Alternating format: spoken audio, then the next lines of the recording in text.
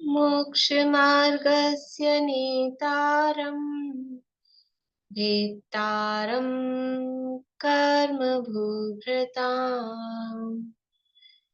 ज्ञातारं विश्वतत्त्वानां वन्दे तद्गुणगात्रये वन्दे तद्गुणगात्रये मोक्षमार्ग के नेता एवं कर्म पर्वतों के भेदक और विश्व के सब तत्वों के ज्ञायक चेतन संवेदक सद्गुण आप समान प्राप्त हो यही भावना भाकर देव विनय पूर्वक करूं वंदना बारंबार जिनेश्वर देव बारंबार जिनेश्वर देव।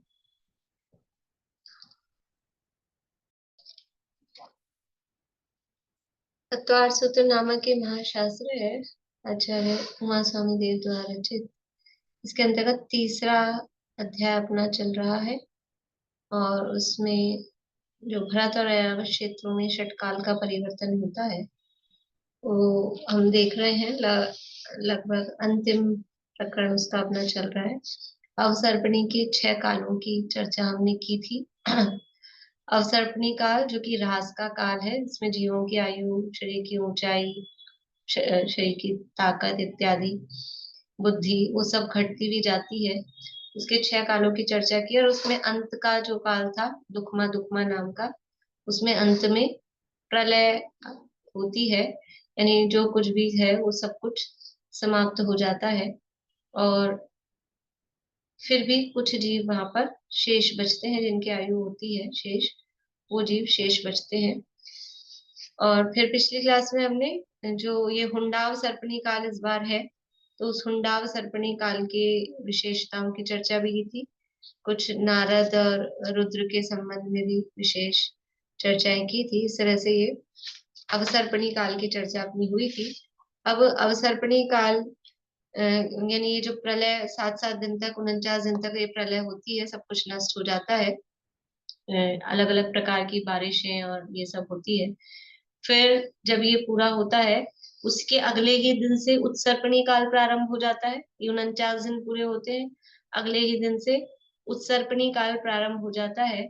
और अब क्या है कि अब ये जो सारा वातावरण खराब हो गया, अग्नि की बारिश हुई है, विष की बारिश हुई है, धूल की, धुआं की, और सारी मतलब पूरी भूमि जल गई है, खराब हो गई है, सब वनस्पतियां सब जल, कुछ मतलब कुछ भी नहीं बचा। जो कुछ जीव बस बच गए हैं, छुप गए हैं, वही बचे हैं। तो अब क्या है कि एनवायरमेंट को सही होने के लिए अब अगले 49 दिन तक फिर से, यानी अवसर्पणी के अंतिम 49 दिन 49 डेज में कुवृष्टियां हुई थी। अब उत्सर्पणी के प्रारंभिक 49 डेज में सुवृष्टियां होती हैं, जो कि उस वातावरण को वापस से ठीक करती हैं। तो जो अगले ही दिन से उत्सर्पणी काल प्रारंभ होता है और अगले ही दिन से फिर से वापस, इसको कहते हैं सृष्टि की रचना, मतलब सृष्टि समाप्त हुई। सृष्टि का मतलब वो जो उतना एरिया आर्यखंड का जो कहा गया था ना, 1 योजन प्रमाण भूमि उठ गई थी, आर्यखंड का वो जो जहां प्रलय आई है, बस उसको सृष्टि यहाँ कह रहे हैं। पूरे 3 लोक का नाम सृष्टि नहीं, केवल आर्यखंड की एरिया को सृष्टि कह रहे हैं। तो वो सृष्टि समाप्त हो गई थी, उतना सब।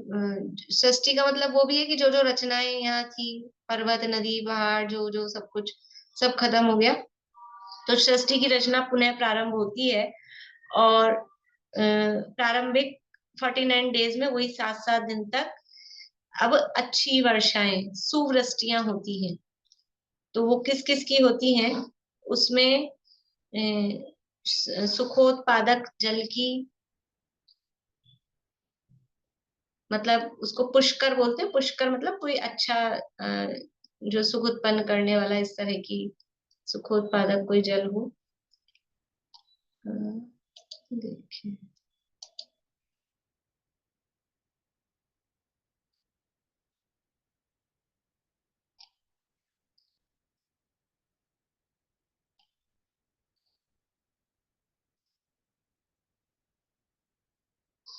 देखिए यहाँ से पढ़ते हैं गाथा अपन।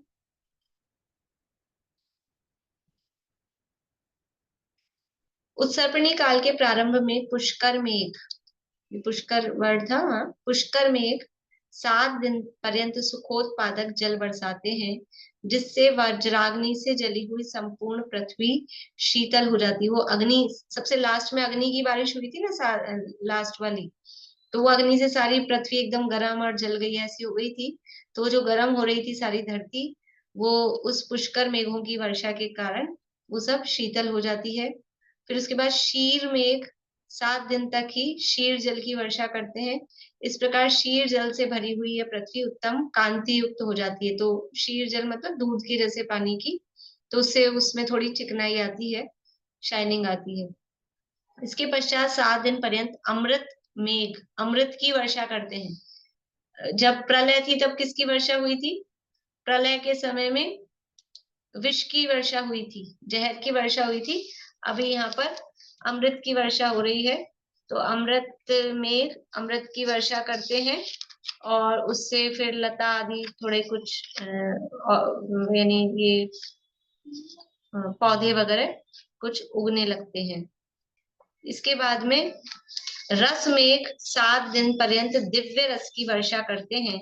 इस दिव्य रस से वे सब रस वाले हो जाते हैं, वो जो भी चीजें हैं वो रस वाली हो जाती है। इस तरह से यहाँ 5 बताई हैं, पुष्कर मेघ, फिर शीरजल, अमृत मेघ, रस मेघ, और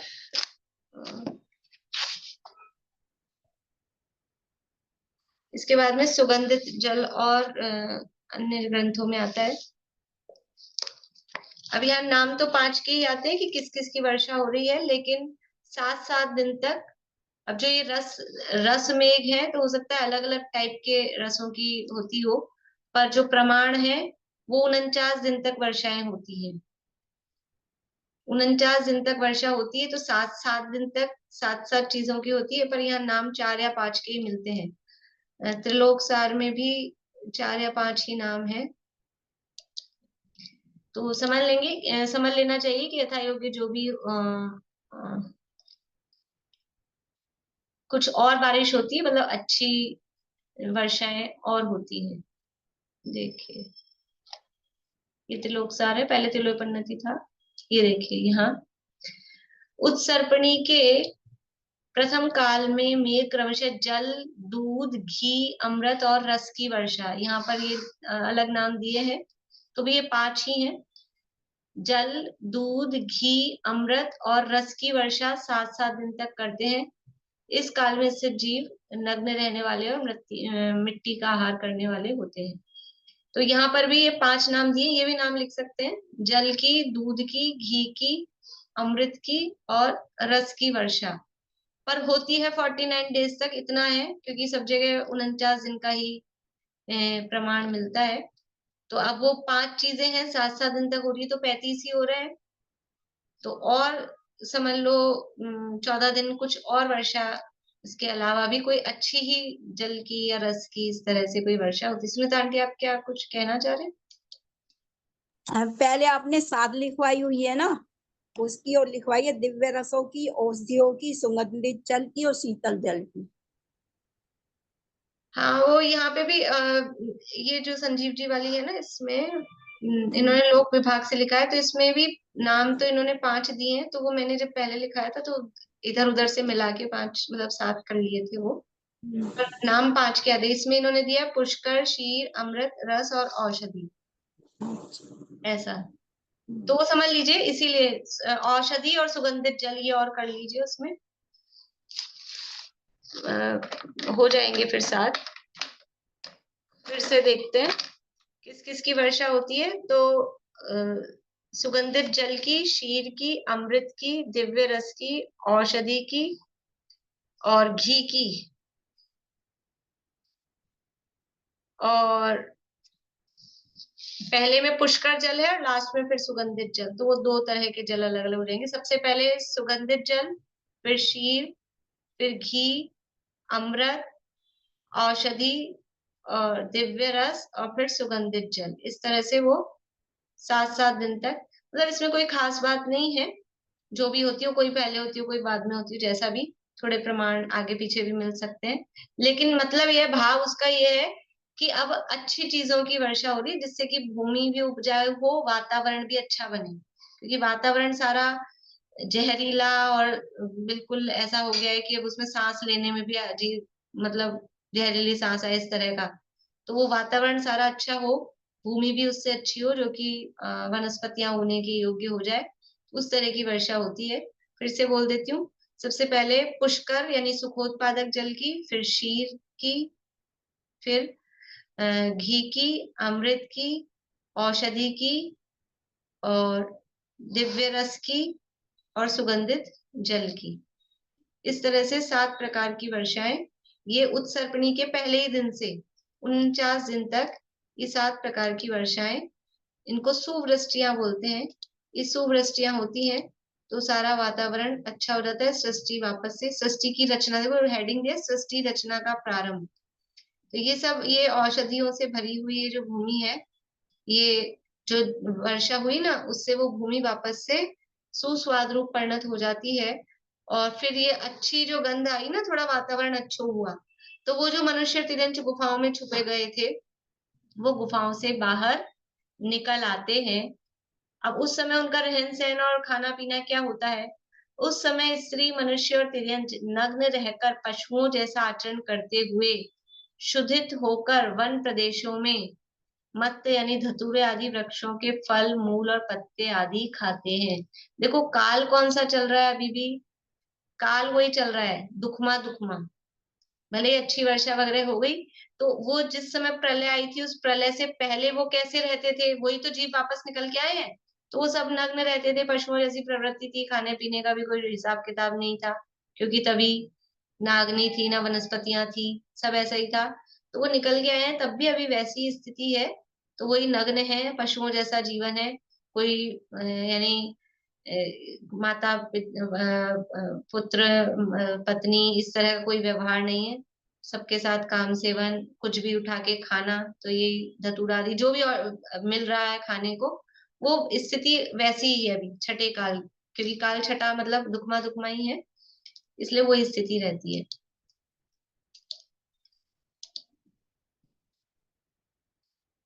उस काल के प्रथम भाग में आयु 15 वर्ष अथवा 16 वर्ष और ऊंचाई 1 हाथ प्रमाण होती है। इसके आगे आयु आदि बढ़ती ही जाती है। अब वो अपन ने अवसर्पणी में यानी छठे काल के अंत तक आते आते देखा था, उत्कृष्ट आयु 15-16 साल और शरीर की ऊंचाई 1 हाथ, वो अवसर्पणी के छठे काल में ये हो गई थी। तो अब उत्सर्पणी का ये जो पहला काल आया है, वो भी दुखमा दुखमा है। तो इसमें स्टार्टिंग में आयु, उत्कृष्ट आयु बता रहे हैं, ये जघन्य आयु तो अंतर्मुखी है। तो उत्कृष्ट आयु 15-16 वर्ष और ऊंचाई 1 हाथ प्रमाण होती है। इसके बाद धीरे धीरे आयु और ऊंचाई सब बढ़ती जाती है। आयु, तेज, बुद्धि, भुजाबल, देह की ऊंचाई, क्षमा, धैर्य आदि सब काल स्वभाव से उत्तरोत्तर बढ़ते जाते हैं, क्योंकि अभी उत्सर्पणी काल है, तो ये सब आयु बढ़ेगा, शरीर की तेज, बुद्धि, शरीर का बल, शरीर की ऊंचाई, क्षमा, धैर्य, ये जो गुण है ये सब आगे बढ़ते जाएंगे। मतलब ये गुण भी देखो, ये जो गुण है ना, अभी वर्तमान काल में कहते हैं ना, किसी में समाई नहीं है, किसी में मतलब इतने क्यों ऐसा होता है कि जल्दी जल्दी से तलाक हो जाते हैं, कि झगड़े हो जाते हैं, कि अलग अलग हो रहे हैं, ज्वाइंट फैमिली नहीं रह पा रही है, क्योंकि लोगों में सहनशीलता नहीं है। ये इसका कारण क्या है कि स्वयं के उपादान की तो योग्यता है ही, लेकिन काल का प्रभाव है, अवसर्पणी काल है, उसमें भी हुंडावसर्पणी काल है। इसलिए ये लोगों में सहनशीलता, संतोष, ये सब गुण बहुत मतलब धीरे धीरे घटते ही घटते जा रहे हैं, रेयर है मिलना। इस प्रकार 21,000 संख्या प्रमाण वर्ष व्यतीत हो जाने पर भरत क्षेत्र में अति दुश्मन नामक काल पूरा होता है। इस प्रकार ये उत्सर्पणी का जो पहला काल था, दुखमा दुखमा या अति दुखमा नाम का, वो 21,000 वर्ष का था। तो 21,000 वर्ष तक मतलब इसी तरह से धीरे धीरे बढ़ता जाएगा। अभी प्रारंभ में 15-16 साल की उत्कृष्ट आयु थी, 1 हाथ की उत्कृष्ट शरीर की ऊंचाई थी। फिर धीरे धीरे बढ़ के जब ये दुखमा दुखमा काल अंत हो रहा है उत्सर्पणी का, तब उत्कृष्ट आयु कितनी होगी? इस उत्सर्पणी के पहले काल में उत्कृष्ट आयु कितनी होगी? बोलिए दीपिका जी। 3 कोस होगी। उत्सर्पणी के पहले काल में 3 कोस। पहले काल में वो एंड होते होते तो फिर 3 हाथ 3.5 हाथ हो जाएगी ना, 3 3.5 हाथ ये तो आप पहले काल हाइट, की। हाइट में आयु पूछ रही हूँ, आयु। आयु 20 वर्ष। 20 वर्ष, बढ़िया। अभी और मैं प्रारंभ में 15-16 साल की उत्कृष्ट आयु है, और जब ये काल का एंड होने होगा, दुखमा दुखमा का, तब तक उत्कृष्ट आयु 20 वर्ष हो जाएगी। शरीर की हाइट 3 हाथ या 3.5 हाथ उतनी हो एक जाएगी। बात पूछ रही हाँ थी कि बोलिए। अवसर्पणी काल, ये जो हुंडा काल है वो केवल अवसर्पणी में ही होता है या ये फिर उत्सर्पणी में भी चलेगा? हाँ, वो पिछले बार भी किसी ने पूछा था, अवसर्पणी का ही मिलता है। मतलब शास्त्रों में उत्सर्पणी के लिए हुंडा उत्सर्पणी ऐसा कोई उल्लेख नहीं आता। तो इस तरह से 21,000 वर्ष इसी तरह से धीरे धीरे मतलब बढ़ते बढ़ते बेटर बेटर होता जाता है, पहले दिन से दूसरा दिन और बेटर।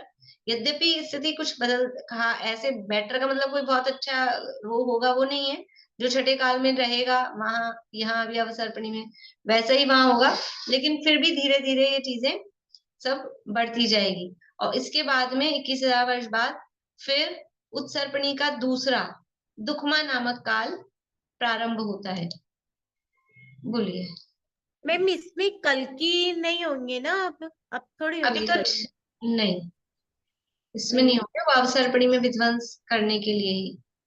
और अच्छा। वो भी कल्कियों के लिए अपन ने देखा था कि हुंडाव सर्पणी के विशेष दोष के अंतर्गत, मतलब उसमें जो अपवाद हुए हैं, कल्कि उपकल्कि नारद रुद्र, ये सब हुंडाव सर्पणी के कारण हुए हैं, नॉर्मली में नहीं होते हैं।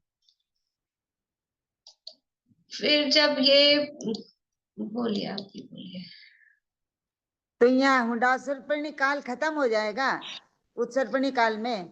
हाँ, उत्सर्पणी काल पूरा होगा, प्रलय हो जाएगी तो हुंडाव सर्पणी खत्म। फिर अब वैसे भी अब तो नया ही उत्सर्पणी नहीं से नया चालू नहीं हो गया। नहीं, मेरा कहने का मतलब है अवसर्पणी काल खत्म हुआ तो हुंडासर्पणी काल खत्म हो जाएगा। हाँ, अवसर्पणी खत्म हुआ तो वो हुंडा अवसर्पणी खत्म हो गया ना। खत्म हो तो अब नहीं है, उत्सर्पणी काल के समय हुंडासर्पणी काल नहीं है। नहीं है का क्या मतलब? मतलब अब हुंडासर्पणी काल नहीं होगा उत्सर्पणी काल में। असंख्यात कल्प काल बीत जाने के बाद में एक बार हुंडा काल आता है, तो फिर असंख्यात कल्प काल बीतने के बाद आएगा कभी। तब तक हम उसको देखने के लिए रुकेंगे? रुकना चाहिए कि हम पहुंच जाएंगे? चलिए, फिर इसके बाद में ये, बोलिए आशा आंटी। ये हुंडा सब तो सिर्फ अवसर्पणी के लिए ही तो है, अब उत्सर्पणी में तो होता ही नहीं है ना हुंडा। हाँ, होता है? नहीं मिलता ना, शास्त्रों में नहीं मिलता तो नहीं होता अवसर्पणी में ही होगा। आएगा, जब भी आएगा हाँ अवसर्पणी में ही आएगा। हाँ, देखो उसका लॉजिक भी है अवसर्पणी में आने का, क्योंकि ये अवसर्पणी डाउनफॉल वाला काल है ना। तो जहां डाउनफॉल हो रहा है वहां ऐसे दोष होंगे। अब उत्सर्पणी तो चढ़ता हुआ काल है, उसमें दोष दोष दोष कैसे होंगे? वहां तो अच्छा अच्छा मतलब चढ़ता हुआ काल है ना। इसलिए लॉजिक से भी हम देखें तो अवसर्पणी में ही हुंडा काल होना चाहिए। दीदी फिर ये हजारों मतलब कल्पकाल बाद ही ये सलाका पुरुष भी तभी होंगे?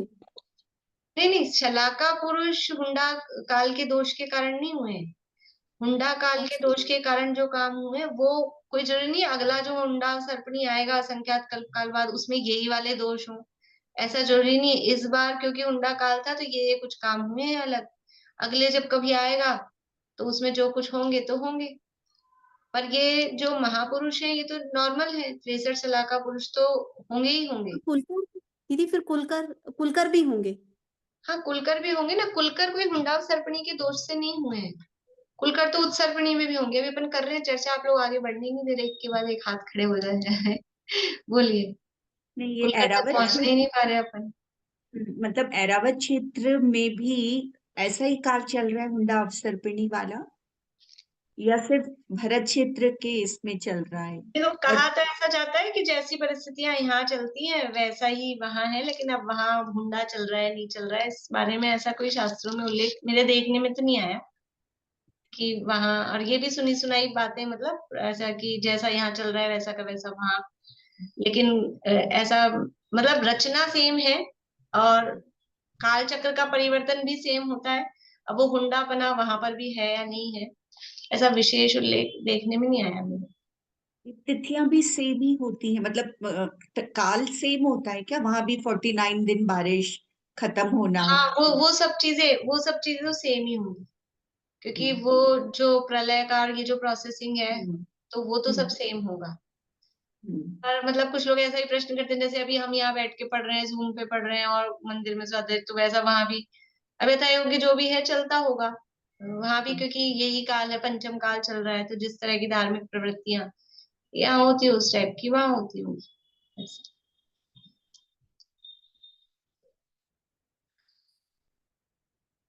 अब जब उत्सर्पणी का दूसरा यानी दुखमा काल प्रारंभ होता है, तो उसके प्रारंभ में जीवों की आयु वो कितनी होगी, कि प्रारंभ में जीवों की आयु हुई 20 वर्ष, उत्कृष्ट आयु। देखिए, इस काल के प्रथम प्रवेश में उत्कृष्ट आयु 20 वर्ष और ऊंचाई 3 हाथ प्रमाण या फिर 3.5 हाथ प्रमाण, 3 या 3.5 हाथ प्रमाण ये होती है। और इस काल में मनुष्य तिर्यंचों का आहार 20,000 वर्ष पर्यंत पहले के सदृश ही रहता है। ये जो दुखमा काल है ना, पांचवा, मतलब अपने यहाँ से पांचवा कह रहे हैं, उत्सर्पणी का जो दूसरा है दुखमा नाम का काल, उसमें 20,000 वर्ष तक तो जो मनुष्यों के आहार की जो प्रवृत्ति है बिना अग्नि के, और जिस तरह की बिना विवाह के, और जैसी प्रवृत्ति चल रही थी 20,000 वर्ष तक वैसी ही चलती। 21,000 वर्ष का है ये वाला काल भी पूरा, 21,000 वर्ष में से 20,000 वर्ष तक पहले की जैसा ही चलता है। हाँ, आयु बढ़ती जाती है, प्रारंभ में 20 वर्ष है, फिर धीरे धीरे करके उत्कृष्ट आयु बढ़ती जाएगी, शरीर की ऊंचाई भी बढ़ती जाएगी। अब जब 20,000 वर्ष पूरे होंगे और इस दुखमा काल के पूरे, अब मैं नाम से काल बोलूंगी क्योंकि उत्सर्पणी का दूसरा है, दुखमा काल है, इसके पूरे होने में जब 1,000 वर्ष बाकी रहेंगे 21,000 में से, तब यहाँ पर, क्योंकि इसके बाद क्या होगा, इसके बाद अब कर्म भूमि प्रारंभ होगी। और कर्म भूमि भी कौन सी, कि जिससे मोक्ष गमन का रास्ता खुलेगा, धर्म का प्रारंभ होगा, वो इसके बाद प्रारंभ होगी। तो एकदम से अभी तो जीवों की ऐसी पशु प्रवृत्ति चल रही है, ना खाने पीने के ठिकाना है ना कुछ, तो थोड़ा सा परिवर्तन जीवों के भावों में भी और बाहर की परिणति प्रवृत्तियों में भी, तो उसके लिए यहाँ पर भी कुलकर होते हैं। जैसे वहां पर भोग भूमि के अंत में कुलकर हुए थे, वो जब भी ये जब भूमि चेंज होती है ना, भोग भूमि से कर्म भूमि, कर्म भूमि से भोग भूमि, या उत्सर्पणी में इस तरह से, तो कुछ कोई सिखाने वाले, कोई बताने वाले वो विशेष पुरुष होते हैं। तो अवसर्पणी काल में भोग भूमि के अंत में, तीसरे काल के अंत में कुलकर होते हैं, और उत्सर्पणी काल में, ये जो दुखमा काल है उत्सर्पणी का दूसरा, उसके अंत में कुलकर होते हैं फिर से, जो कि अब ये थोड़ा बहुत जीवन यापन किस प्रकार करना, यानी मनुष्यता सिखाते हैं ऐसा समझो। अभी तक तो तिरंजोगी जैसे रह रहे थे, सब काम ऐसा चल रहा था, वो सिखाने वाले होते हैं। तो यहाँ 14 कुलकर होते हैं। अब इसमें भी ऐसा है कि तिलोय पन्नति में 14 कुलकर कहे हैं और त्रिलोक सार में 16 कुलकर कहे हैं। तो अब यथा योग्य जो भी हो, वहां पर जो पहले तीर्थंकर है उनको भी कुलकर, उनका नाम भी कुलकरों में ऐड किया हुआ है। तो क्योंकि वहां 14 हुए थे, यहाँ पर भी अपन 14 एक सामान्य, अवसर्पणी में भी 16 कुलकर कहे जाते हैं। तो वहां पर आदिनाथ और भरत जी को वो, मतलब उन्होंने वैसा काम किया, आदिनाथ ने षटकर्म सिखाए, भरत जी ने ब्राह्मण आदि वर्णों की स्थापना की, इस आधार पर एक्चुअल में वो कुलकर नहीं थे। पर यहाँ पर त्रिलोकसार में 16 ही कुलकरों के नाम मिलते हैं। तो जो भी हो, दोनों प्रमाण है, दोनों प्रामाणिक आचार्य हैं। अब जो केवल भगवान ने देखा जाना हो, यथा योग्य उसमें स्वीकार कर लेना चाहिए। इसमें अपने को कुछ फर्क भी नहीं पड़ता 14 हुए कि 16 हुए, उसमें कोई बात नहीं है। इस काल के 1,000 वर्ष अवशेष रहने पर भरत क्षेत्र में 14 कुलकरों की उत्पत्ति होने लगती है। अब मैं कुलकरों के नाम कहता हूँ, तो नाम बताए हैं उनके। फिर कुलकरों के शरीर की ऊंचाई भी बताइए। पहले कुलकर के शरीर की ऊंचाई 4 हाथ और अंतिम कुलकर की ऊंचाई 7 हाथ प्रमाण होती है।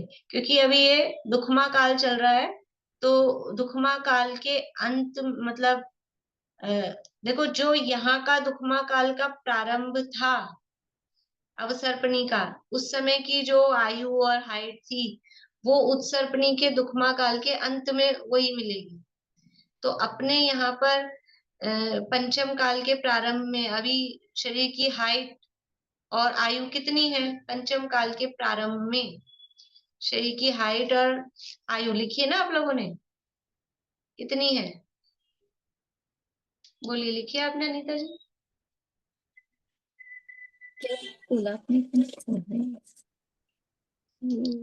बोलिए ललतेश जी। 7 हाथ। 7 हाथ शरीर की ऊंचाई और आयु? आयु 120 वर्ष। बढ़िया। 120 वर्ष की उत्कृष्ट आयु। देखो, ये जो भी हमने लिखे हैं ये उत्कृष्ट लिखे हैं, कोई इतना ही होगा 120 ही होगा ऐसा नियम नहीं है, जगन्य भी लिखी है अपन ने। तो यहाँ अब ये जब उत्सर्पणी का पंचम काल समाप्त होगा तो शरीर की ऊंचाई 7 हाथ तक और उत्कृष्ट आयु 120 वर्ष तक की पाई जाएगी। तो जो कुलकर हो रहे हैं उनकी इसी हिसाब से यहाँ पर बताई गई है, क्योंकि वो महापुरुष है तो उनकी ही उत्कृष्ट ऊंचाई और उत्कृष्ट आयु होती है। अब कुलकरों ने क्या उपदेश दिया कि उस समय विविध मतलब जैसे वहां पर अलग अलग कुलकर ने क्या क्या बात बताई सिखाई, हमने देखा था अवसर्पणी काल में। यहाँ पर ऐसा अलग अलग नहीं दिया है, सामान्य इनका कथन किया है। उस समय विविध प्रकार की औषधियों के रहते हुए भी पृथ्वी पर अग्नि नहीं रहती, तब कुलकर विनय से युक्त मनुष्यों को उपदेश देते हैं कि मथ कर आग उत्पन्न करो, यानी ये रगड़ो पत्थरों को, लकड़ी को, जैसे पत्थर को रगड़ने से तो उससे आग उत्पन्न होगी, आग उत्पन्न करो, भोजन पकाओ, विवाह करो और बांधव आदि के निमित्त से इच्छा अनुसार सुखों का उपभोग करो। यानी परिवार की जो परंपरा है, उन्होंने परिवार में रहना सिखाया, अग्नि उत्पन्न करना सिखाया, भोजन पकाना सिखाया, थोड़ा सा इस तरह के काम उन्होंने सिखाए। जिन्हें कुलकर इस प्रकार की शिक्षा देते हैं वह पुरुष अत्यंत म्लेच्छ होते हैं। विशेष यह है कि पद्म पुंग, क्या नाम लिखा है ये, पद्म पुंग कुलकर के समय से विवाह विधियां प्रचलित हो जाती है। अंतिम कुलकर का नाम है ये। तो उस समय से विवाह विधियां प्रचलित हो जाती हैं। और जो उससे पहले ये जिनको ये उपदेश दे रहे हैं वो अत्यंत म्लेच्छ होते हैं का मतलब है, मतलब उनको ना रहने का ठिकाना, ना खाने का ठिकाना, ना कपड़े पहनने का ठिकाना, कैसे क्या करना है, तो उनको वो सब चीजें सिखाते हैं। तो इस प्रकार से ये पंचम का मतलब उत्सर्पणी का दूसरा जो दुखमा काल है इस प्रकार से पूरा होता है। विशेष क्या है इसमें? देखो, अवसर्पणी का जो पहला काल था दुखमा दुखमा, उसमें विशेष क्या था कि प्रारंभ में 49 दिन तक अच्छी बारिशें हुई थी। उसके बाद वो काल बीतता गया, फिर ये दुखमा काल आया तो वो भी काल चलता रहा, 20,000 वर्ष निकल गए। तो लास्ट के 1,000 वर्ष में 14 कुलकर हुए जिन्होंने की सारी परिवार व्यवस्था, शादी विवाह, भोजन बनाना, पकाना, अग्नि उत्पन्न करना, ये सारे काम उन्होंने सिखाए। अब ये दुखमा काल भी पूरा हो गया। अब कौन सा काल प्रारंभ होगा? अवसर्पणी का नहीं, सॉरी, उत्सर्पणी का तीसरा दुखमा सुखमा नाम का काल। बोलिए। मैम, जो आपने लास्ट कुलकर लिखा है उसकी 7 हाथ थी, तो मतलब रिवर्स चल के देखेंगे या पहले कुलकर का देखेंगे? नहीं, ये लास्ट कुलकर हुए ना, अब उत्सर्पणी में बढ़ता जा रहा है ना, तो पहले कुलकर जो हुए उत्सर्पणी में उनकी ऊंचाई 7 हाथ थी, फिर उसके बाद हुए होंगे कोई हाँ, समझ लो उनकी 4.25, 4.5, उल्टा फिर जो है 5 हाथ, ऐसे करते करते अंतिम जो हुए उनकी 7 हाथ की हाइट हो गई। ठीक। उत्सर्पणी काल चल रहा है ना, क्योंकि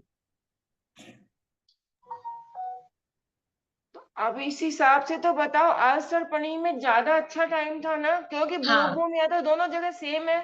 हाँ, तो फिर यानी अवसर्पणी खराब क्यों है? इसमें तो 41,000 वर्ष का खराब काल है, उसमें तो 21,000 वर्ष ही आएगा। हाँ, तो फिर देखो अभी अवसर्पणी तो को खराब क्यों देखने बताया? की दृष्टि है, देखने की दृष्टि है कि जो धर्म का टाइम है वो अवसर्पणी काल में ज्यादा है, हाँ, पूरा चौथा काल है ना, और पांचवा काल भी तो हुंडा काल है, इसलिए थोड़ा रास ज्यादा हो रहा है। नहीं तो पूरे पांचवें काल के अंत तक धर्म है। 3 वर्ष बचे हैं खाली, तब वो मुनिराज संन्यास लेते हैं। तो पूरा चौथा काल और पूरा पांचवा काल ये काल धर्म में तो के लिए पूर्वज, है। 5वें काल के तो पूर्वज कितने बढ़िया बढ़िया है, 24 तीर्थंकर, 63 शलाके, वहां तो मलेच्छ है पूर्वज हाँ, उनके। और यहाँ पर अभी उत्सर्पणी में, क्योंकि दुखमा काल का 20,000 वर्ष पूरा निकला है और अभी भी कोई धर्म प्रारंभ नहीं हुआ है। 1,000 वर्ष जो बचे हैं खुलकर हुए हैं, तो कोई धर्म की ऐसी कोई बात नहीं है इसमें भी। वो तो जब तीर्थंकर होंगे पहले, तभी धर्म का प्रारंभ होगा वहां। तो केवल और केवल जो 42,000 वर्ष का में कुड़ाकुड़ी सागर का जो दुखमा सुखमा काल, उत्सर्पणी का तीसरा, उसी में केवल धर्म की प्रवृत्ति है। उसके बाद तो भोग भूमि चालू हो जाएगी। वो तो सेम ही है दोनों जगह। तो वो भोगों के मतलब सम्यक दर्शन में बाधा नहीं है आगे, लेकिन जो मुक्ति जाने की या इस तरह की हम धार्मिक कोई प्रवृत्तियां करें, यद्यपि मोक्ष गमन का टाइम तो वहां भी उतना ही है, यहाँ भी उतना ही है, लेकिन उसके बाद भी कुछ ऊपर के गुणस्थान कुछ तो प्राप्त कर पा रहे। पंचम काल में भी 7वें गुणस्थान तक प्राप्त कर सकते हैं और यहाँ सुख से रह रहे हैं। अवसर्पणी के। लेकिन उत्सर्पणी के जो दुखमा काल है, दूसरा काल, उसमें तो कुछ नहीं है, अभी चौथा गुणस्थान भी प्राप्त होने का कोई साधन अरे नहीं। वो तो मांस खा रहे हैं ना, मलेच्छ है, वो तो हाँ, मांस खा रहे हैं। हाँ, वहाँ तो इस हिसाब से, यदि इस धर्म की प्रवृत्ति के हिसाब से देखें तो अवसर्पणी बेटर है। लेकिन वो बुद्धि बल आयु और उस तरफ से देखते हैं तो वो चढ़ता हुआ वृद्धि का काल वो दिखता है। ये नजरिया है देखने का। बढ़िया। तो ये सब हम पढ़ते हैं ना डिटेल में, तो अपने आप ये कंपेयर होता है, अपने आप समझ में आता है, खुद का ही दिमाग चलता है थोड़ा सा डिटेल में। इसलिए खाली सुनना सुनना नहीं चाहिए, खुद भी ग्रंथ खोल के पढ़ना चाहिए। कुछ बातें होती है समझ लो प्रवचनों में चलती है, सुनी सुन मतलब वो उपदेश की भाषा में चलती है, वो गलत होती है ऐसा नहीं कह रहे हैं, लेकिन वो उपदेशात्मक शैली में ऐसा कहा जाता है भी हमको प्रेरणा देनी है, उपदेश देना ऊंचा चढ़ने के लिए। लेकिन कुछ फैक्ट होते हैं वो हम ग्रंथ खोल के पढ़ें तो हमें समझ में आते हैं। जैसे अभी तीर्थंकर प्रकृति सर्वोत्कृष्ट पुण्य प्रकृति है, तो वो थोड़ी बहुमान की भाषा है, उपदेश की भाषा है तीर्थंकरों की महिमा लाने के लिए। लेकिन अभी मैंने बताया कर्णान योग से हम देखेंगे तो सर्वोत्कृष्ट जो पुण्य का अनुभाग है वो सातवेदनी में पड़ता है। अनुभाग की तरफ से, अनुभाग से तो उसको उसकी उत्कृष्टता होगी, अनुभाग किस में ज्यादा है, तो वो वेदनीय में पड़ता है, सातवेदनी में। तो इस अपेक्षा से मतलब कुछ बातें हम गहराई से पढ़ते हैं तो समझ में आती है। सामान्य जनता के हिसाब से सामान्य उपदेशात्मक भाषा में अलग बात चलती है। बोलिए कविता जी। मैम इसमें जो आया 21,000 वर्ष का, तो अपना ये दुखमा दुखमा दुखमा काल आ गया उस सर्पनी में, और फिर दुखमा काल 20,000 वर्ष का। तो 1,000 वर्ष के बाद इसमें जो धर्म की प्रवृत्ति होगी, तो फिर बहुत कहाँ कम धर्म की टाइम पीरियड। प्रवृत्ति हो रही है, आप सुने नहीं ध्यान से। दुखमा काल 21,000 वर्ष का ही है, लेकिन उस 21 में से 20 तो ऐसे ही बीत गए, जैसे पहले बीत रहे थे वैसे ही 20 बीत गए। अब जो 1,000 वर्ष बचा है उसमें कुलकर हो रहे हैं, वो बात बता रहे हैं कि उसमें फिर अब कुलकर हो रहे हैं। ठीक है। धर्म की प्रवृत्ति हो रही है ये नहीं कहा, ये ना कहा है ना लिखा है उसमें। कुलकर ठीक है। उत्पन्न हो रहे हैं, जो कि अब ये जीवन यापन की जो म्लेच्छ प्रवृत्ति चल रही थी वो थोड़ा वहां अब वो शिक्षा दे रहे हैं। इसमें भी जो तीर्थंकर प्रकृति बांधेगा 16 कारण भावना में, वो फिर काफी दिन तक उपदेश देगा समोषण में, और जो नहीं बांधेगा फटाफट मोक्ष चल जाएगा। हाँ वो तो काफी टाइम तक उपदेश देगा, अर्यंत अवस्था में रहेंगे ना वो जो तीर्थंकर प्रकृति वाले लोग, भगवान है वो तो। और जो सामान्य केवली है वो तो फटाफट मोक्ष चल जाएंगे। ये तो इससे काल का क्या मतलब है, तो कोई सा भी काल हो जो सामान्य केवली नहीं होंगे। काल नहीं, मैं तो कह रहा हूँ जो 16 कारण भावना का जो तीर्थंकर पुण्य प्रकृति सर्वोत्कृष्ट बता रहे हैं, हाँ, तो वो हाँ, संसार में ज्यादा अर्यंत अवस्था में ज्यादा दिन रहेंगे। हाँ, इसलिए उससे कोई फर्क नहीं पड़ने वाला है। हम तीर्थंकर बन के मोक्ष जाएंगे, हम सामान्य केवली सुख में, और उसमें कोई फर्क नहीं पड़ने वाला है। वो तो ये तो विशेष इसलिए कि किसी को ऐसे भाव आ रहे हैं तो वो जगत का उपकार, हमारे दूसरे लोग सोच रहे हैं कि हमारे पे उपकार कर रहे हैं, इसलिए उनकी विशेषता है। खुद के हिसाब से देखें ना पर्सनल, तो तीर्थंकर बन के मोक्ष जाओ कि सामान्य केवली बन के मोक्ष जाओ, अपने सुख में क्या अंतर होने वाला है, कोई अंतर नहीं होने वाला है। कोई फर्क नहीं पड़ने वाला है। तो सामान्य केवली भी इतने टाइम तक रह सकते हैं क्या बिना अर्हंत अवस्था में, जितने तीर्थंकर केवली रहते हैं? 1 कोटि पूर्व की उत्कृष्ट आयु है ना, तो रह सकते हैं जितनी उनकी आयु है। 1 कोटि पूर्व आयु है, और कब वो केवल ज्ञान प्राप्त कर रहे हैं, तो जितना उनका टाइम बचा है उतने काल तक रह सकते हैं। ऐसा नहीं है, तीर्थंकरों से अधिक समय तक भी सामान्य केवली रह सकते हैं, आयु पे डिपेंड करता है, उससे फर्क नहीं है। तीर्थंकर प्रकृति अगर बांध ली है, और भरत और ऐरावत क्षेत्र के तीर्थंकर अगर होना है, तो उनको भरत और ऐरावत क्षेत्र में वही तीर्थंकर बनते हैं जो पिछले भवों में तीर्थंकर प्रकृति बांधते हैं। यानी इस भाव में तीर्थंकर प्रकृति बांध ली, अगला भाव देव का या नरक का होगा, उसके बाद यहाँ आके तभी तीर्थंकर बनेंगे। भरत ऐरावत क्षेत्र में अगर तीर्थंकर होना है तो इतना टाइम तो उनको संसार में 3 भाव तो करने ही पड़ेंगे। और जिनको सामान्य केवली होना है, उसी भाव से मोक्ष जा सकते हैं। ये उसमें फर्क है। विदेह क्षेत्र में तीर्थंकर होना हो तो उसी भाव में भी 2 कल्याणक वाले 3 कल्याणक वाले होके उसी भाव में जा सकते हैं। लेकिन अगर भरत ऐरावत क्षेत्र के तीर्थंकर होना है, तो वो 3 भाव तो उनको लगने ही लगने वाले हैं। मैम, तो जो रुद्र जो जाते हैं मोक्ष, तो वो फिर विदेह क्षेत्र से जाएंगे, भरत ऐरावत में उनका जन्म नहीं होगा? अब जो इसमें डायरेक्ट, ये बात कहाँ से आई, मतलब ये क्यों आया ये? क्योंकि आपने मैंने पिछले क्लास में मैंने समझा कि जो रुद्र होते हैं वो फिर मतलब उनका जो जन्म होकर मोक्ष जाते हैं ना उसी काल में, यही मैंने समझा।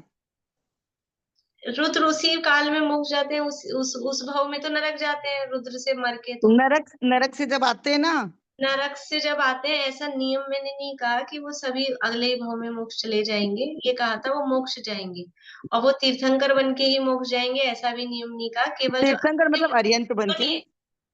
अरहंत तो बन के जाएंगे, बात तो तीर्थंकरों की विशेषता की है। अंतिम जो रुद्र है उनके लिए कहा था, अंतिम रुद्र वो अगली 24वीं में तीर्थंकर बनेंगे। तो एक पर्टिकुलर रुद्र के लिए कहा था, बाकी रुद्र कब जाएंगे, कितने टाइम बाद जाएंगे, मोक्ष जाएंगे इतना निश्चित है, लेकिन सामान्य केवली बन के जाएंगे कि तीर्थंकर बन के जाएंगे कि क्या, ऐसा उनका कोई उल्लेख नहीं है।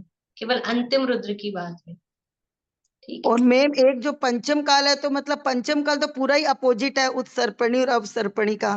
पूरी जो उसकी व्यवस्था है पूरी एकदम अलग ही है, टोटली मतलब। हाँ, तो वो काल का फर्क है ना, एक उत्सर्पणी एक अवसर्पणी है, तो फर्क तो पड़ेगा। नहीं तो पंचम वो दूसरा काल जो उसका है, अपना पंचम जो दुखमा काल है, वो तो अपना बहुत बेटर हो गया। हाँ, तो वही वही तो चर्चा अभी अपन ने की ना, वही वही बात की। चलिए आगे बढ़ते हैं। देखिए, इस प्रकार से ये 5वां यानी दुखमा काल पूरा होता है, और अब उत्सर्पणी का तीसरा दुखमा सुखमा नाम का काल प्रारंभ होता है। इसके प्रारंभ में, ये जो दुखमा सुखमा काल प्रारंभ हुआ, उत्सर्पणी का तीसरा, इसके प्रारंभ में ऊंचाई 7 हाथ और आयु 120 वर्ष प्रमाण होती है। इस समय पृष्ठभाग की हड्डियां 24 होती है, तथा मनुष्य 5 वर्ण वाले शरीर से युक्त, मर्यादा, विनय, लज्जा सहित संतुष्ट और संपन्न होते हैं। 5 वर्ण वाले मतलब शरीरों के रंग जो है,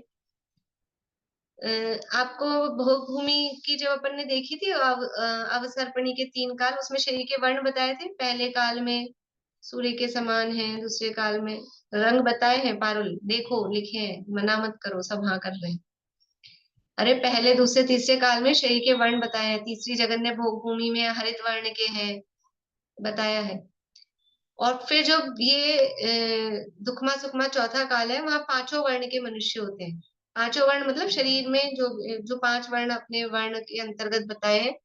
तो उसका प्रमाण क्या है कि 2 गोरा 2 सावला 2 हरियल 2 लाल तीर्थंकरों के वर्ण मिलते हैं ना, कोई नीले हैं, कोई हरे हैं, कोई सफेद है। तो वही, क्योंकि वही काल हो रहा है दुखमा सुखमा, तब दुखमा सुखमा में 5 वर्ण वाले मनुष्य यहाँ पर पाए जाते हैं। और जो मनुष्य हैं, अब वो अभी तक तो म्लेच्छ जैसे हो रहे थे, अब ये थोड़े गुण इनमें आ रहे हैं, इसलिए ये मर्यादा, विनय, लज्जा सहित संतुष्ट और संपन्न, ऐसा थोड़े ये जो मानवीय गुण है वो उनमें पाए जा रहे हैं। इस काल में भी तीर्थंकर 24 होते हैं। उनमें से प्रथम तीर्थंकर अंतिम कुलकर का पुत्र होता है। जैसे यहाँ पर जो प्रथम तीर्थंकर हुए थे अवसर्पिणी में ऋषभदेव, वो अंतिम कुलकर नाभिराय के पुत्र थे, वैसे ही वहां अभी उत्सर्पिणी में भी जो प्रथम तीर्थंकर होंगे महापद्म, वो इसके जो अंतिम कुलकर हैं, पद्मपुंग जो नाम इनका है, पद्मपुंख, वो पद्मपुंख के पुत्र पहले तीर्थंकर महापद्म, और ये पहले जो महापद्म है ये राजा श्रेणिक के जीव, ये महापद्म नाम के तीर्थंकर बनेंगे। ये 24 तीर्थंकरों के, भविष्य काल के 24 तीर्थंकरों के नाम दिए हैं, मैं पढ़ नहीं रही हूँ। फिर तीर्थंकरों की ऊंचाई, आयु और ये सब भी यहाँ दिया है, वो अपने लिए भी प्रयोजनभूत नहीं है। ये किस किस भाव में ये तीर्थंकर प्रकृति बांधेंगे या बांध ली है, वो यहाँ पर इनके भवों के नाम दिए हैं। देखो अब आप इसमें मेरे से प्रश्न भी करेंगे बहुत, लेकिन यहाँ जो नाम दिए हैं वो मैं आपको बता रही हूँ। इन्होंने तीर्थंकर प्रकृति बांध ली है। देखिए, ये तीर्थंकर जिनेंद्र तृतीय भाव में 3 लोक को आश्चर्य उत्पन्न करने वाले तीर्थंकर नाम कर्म को बांधते हैं। तृतीय भाव में मतलब पिछले तीसरा भाव। पिछला तीसरा भाव का मतलब क्या है कि अभी जिस भाव में तीर्थंकर बनेंगे वो एक पहला भाव, उससे पिछला वाला भाव और उससे पिछला वाला भाव, तो ये कहलाएगा तीसरा भाव। ठीक है, जैसे अभी जैसे राजा श्रेणिक का जी जो पहला तीर्थंकर बनेगा महापद्म, ये उनका वर्तमान भव अभी अपन माने, भविष्य काल के पहला तीर्थंकर महापद्म, तो उनका पिछला भाव क्या है, नरक, प्रथम नरक में है अभी वो, है ना, वो पिछला भाव। और उसका ये पहला भाव, ये पिछला दूसरा भाव, और पिछला तीसरा भाव क्या है उनका, श्रेणिक। ये तो ये पिछले तीसरे भाव में तीर्थंकर प्रकृति, ये जो भविष्य काल में जो भी आ रहे हैं 24 तीर्थंकर, पिछले तीसरे भाव में तीर्थंकर प्रकृति बांधते हैं। ठीक है, अभी मैंने कहा था कि जो भी भरत एरावत क्षेत्रों में तीर्थंकर बनते हैं वो पिछले भाव से, तीसरे भाव से तीर्थंकर प्रकृति बांधकर आते हैं।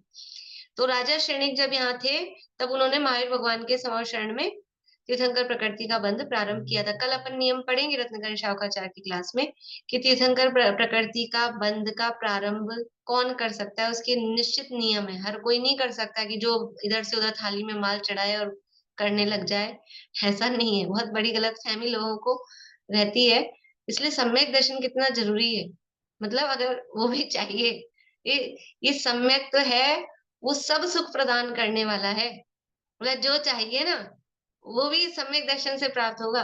और उससे तो भागते हैं और खाली भूसा इकट्ठा करने में, खाली कोरा पुण्य इकट्ठा करने में लगे हुए, और कोरा पुण्य होता ही नहीं है। बोलिए, दर्शन विशुद्धि में पहली भावना ही दरस विशुद्धि। थोड़ा जोर से बोलिए, आवाज पर धीरे आ रही है। हमने कहा 16 कारण में पहली भावना ही दरस विशुद्धि है, तो जिसके पास सम्यक दर्शन नहीं होगा तो दर्शन विशुद्धि की भावना क्या करेगा जो? हाँ सही बात। बोलिए विनीता आंटी, आवाज बंद है आपकी। ये बात समझ में आई कि अधिक अच्छाई से बुराई की तरफ जाने 20,000 वर्ष अच्छा रहा, 1,000 लास्ट में खराब रहेगा। और बुराई से अच्छाई की तरफ जाएंगे कि पंचम काल जो दूसरा आएगा उसमें बुराई ज्यादा है, निकृष्ट काल ज्यादा है, तो निकृष्ट से चढ़ते चढ़ते इतना समय लगेगा, 20,000 के बाद चढ़ेंगे, उसे पहले चढ़ेंगे ही नहीं ऊपर। यही कारण है ना कि वहां पे अधिक निकृष्टता थी। हाँ भाई, क्योंकि वो अच्छाई बुराई का मतलब बाहर में थोड़ा बहुत अच्छा हो जाए उससे नहीं है, धर्म की बात, प्रवृत्ति से जीव अच्छे होते हैं। वहां धर्म की म्लेच्छों जैसा प्रवृत्ति। क्यों कहा, क्योंकि म्लेच्छों में धर्म नहीं है, तो धर्म की प्रवृत्ति से जीव अच्छे कहे जाते हैं। अभी हमारा भारत देश अच्छा क्यों कहा जाता है दुनिया में, क्योंकि यहाँ धर्म की प्रवृत्ति। बाकी और देश भले कितनी उन्नति कर लें, भौतिक भोग विलास में, सुख सुविधाओं में, बाहरी इंद्रिय भोगों में भले ही कितने ऊंचे हो जाएं, लेकिन वहां जीवों में वो भावनाएं, धार्मिक भावनाएं वो नहीं है। तो ऐसे ही भले ही वहां पंचम का मतलब ये दुखमा काल में, उत्सर्पणी के दुखमा काल में 20,000 वर्ष तक हो सकता है और तरक्की वैसे सब हो जाए, लेकिन क्योंकि वो धार्मिक भावनाएं नहीं है तो वो इसलिए म्लेच्छवत ही है, इसलिए तो कोई तरक्की नहीं है। भले की तो तरक्की, लेकिन कोई तरक्की नहीं है। बाकी तो अपग्रेडेड हो ही रहे हैं ना, कहा ही उत्सर्पणी काल है तो धीरे धीरे बेटर हो ही रहे हैं। लेकिन धार्मिक भावना से ही जीव महान बनता है, उच्च बनता है। ये गुण है। इसलिए उन्होंने कहा कि अब जब ये दुखमा सुखमा काल प्रारंभ हुआ, तब जीवों में ये कुछ गुण, क्षमाशील, संयम, ये कुछ गुण उनमें उत्पन्न हुए। अब तक ये गुण नहीं थे। बाहर की तरक्की कर ली तो कर ली, कोई बात नहीं, हुई हो नहीं हुई हो उससे कोई फर्क नहीं पड़ता है। तो बस ये समय अपना हो रहा है। ये मैं नाम पढ़ के आपको बता देती हूँ, बाकी कोई चर्चा डिस्कस भी होगा तो अपन कल करेंगे फिर। तो ये तीर्थंकर जैन तृतीय भाव में तीनों लोगों को आश्चर्य उत्पन्न करने वाले तीर्थंकर नाम कर्म को बांधते हैं। उनके उस समय के वे नाम हैं। तो जो पहले हैं वो श्रेणिक, श्रेणिक के भाव में।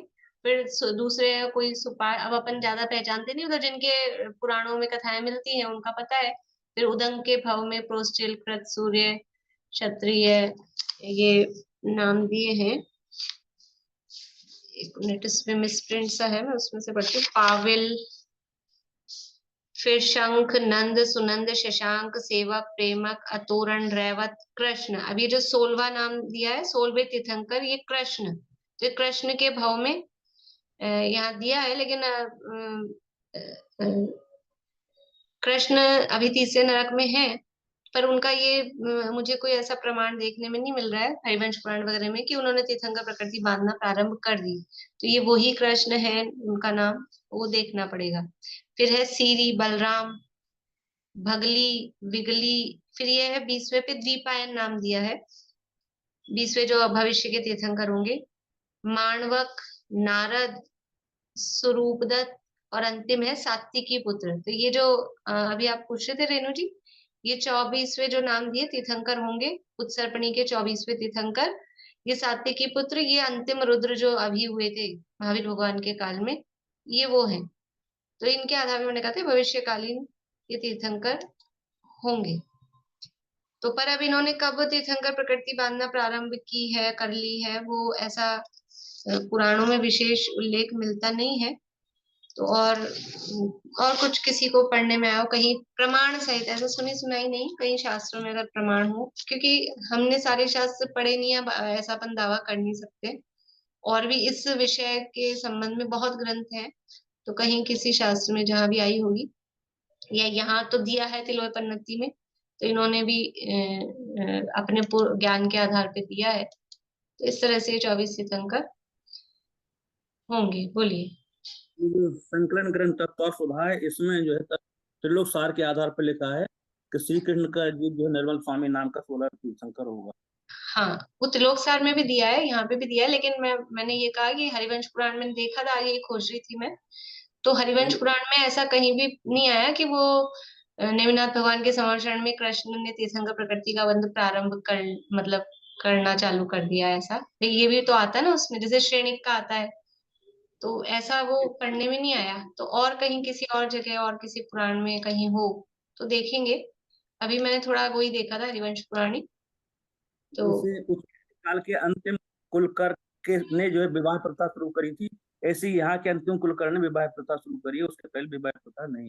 हाँ हाँ बिल्कुल। मैंने हरिवंश पुराण में तो नहीं है ये वाला कि तीर्थंकर पर उसका बंद करेंगे, क्योंकि मैंने भी पढ़ा था, उसमें नहीं है।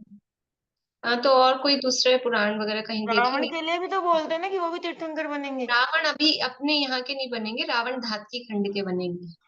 और अभी तो उन्होंने तीर्थंकर प्रकृति बांधना चालू नहीं किए, क्योंकि उनके अभी बीच में 2-3 भाव और होंगे। तो इनका है कि ये अगली 24वीं में बनेंगे, और इसी नाम से दिया है। तो बीच में कोई भाव दूसरे नहीं होंगे, क्योंकि तीर्थंकर प्रकृति बांधने के बाद में और दूसरे भाव नहीं होते। तीसरा भाव, मतलब तीसरे भाव में मोक्ष जाना ही जाना है। इसलिए वो वहां प्रमाण की, क्योंकि वो बांधने चालू कर दी होगी, तभी वो सीधा आके थोड़ा आयु वगैरह से भी देखेंगे कि तीसरे नरक की उनकी कितनी आयु है, और यहाँ आके 16वें बनेंगे तब तक आयु कितनी पहुंचेगी। वो थोड़ा सा मतलब हिसाब किताब वाला काम है, करेंगे, देखेंगे ना। चलिए, अब यहीं पूरा करते हैं। कल अपन कोशिश करेंगे कि ये अपना प्रकरण पूरा हो जाए, फिर अपन आगे बढ़ेंगे। अभी जिनवाणी स्थिति।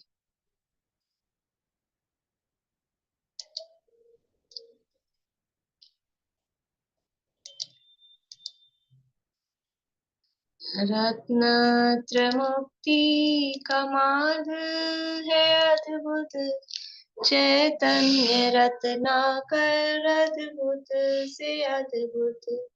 होवे निमग्न अहो सर्व प्राणी, वीतरागी शासन जयवंत वर्ते, जयवंत वर्ते सर्वज्ञ देव, जयवंत वर्ते निर्ग्रंथ गुरुवर, जयवंत वर्ते श्री जिन वाणी, जिन धर्म जिन तीर्थ जयवंत वर्ते, शुद्धात्मा का श्रद्धान वर्ते, अनुभूति निर्मल विचिन्न वर्ते, आवागमन से निर्मुक्ति होवे, मुक्ति का साम्राज्य जयवंत वर्ते,